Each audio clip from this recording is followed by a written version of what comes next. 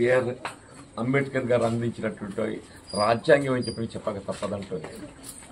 వాస్తవంగా మొత్తం ప్రపంచ దేశాల్లోకెల్లా భారతదేశం గుర్తింపు పొందుతుందంటే దానికి అంటే మనతో విడిపోయినట్టుగా పాకిస్తాన్ ఏదైతుందో ముక్కలైపోయింది. మనతో విడిపోయినట్టుగా పాకిస్తాన్ వీళ్ళ నియంతృత్వంతో మిలిటరీ పాలన పోయింది. ఇలా భారతదేశంలో ఏదైతుందో పాలకులు మారుతున్నారు, కానీ అదొక ప్రజాస్వామ్యయుతంగా ప్రజలు ఎన్నుకునేట్టుగా ప్రభుత్వం పాలన చేస్తున్నది.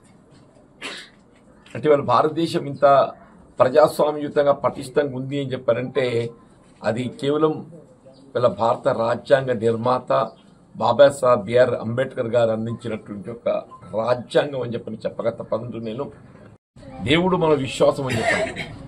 మన విశ్వాసానికి అనుగుణంగా ఎవరికి విశ్వాసం ఉంటే ఆ విశ్వాసానికి అనుగుణంగా మన వినాయకుడిని పూజించుకోవటం నేను గతం కూడా గమనిస్తానని చెప్పంటున్నాను.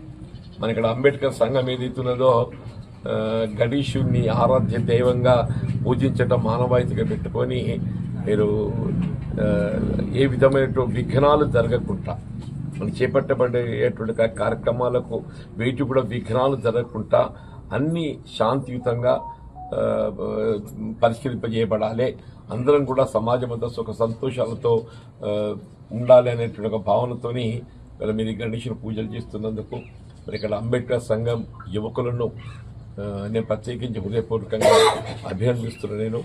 మీరు నాకేదైతుందో మరి బాబాసాహెబ్ బిఆర్ అంబేద్కర్ గారి మూర్తిని ఏదైతే ప్రజాస్వామ్యం పట్ల గౌరవ సూచకంగా నాకు అందింపజేసిండ్రో మీకు అందరికీ నేను హృదయపూర్వకంగా ధన్యవాదాలు.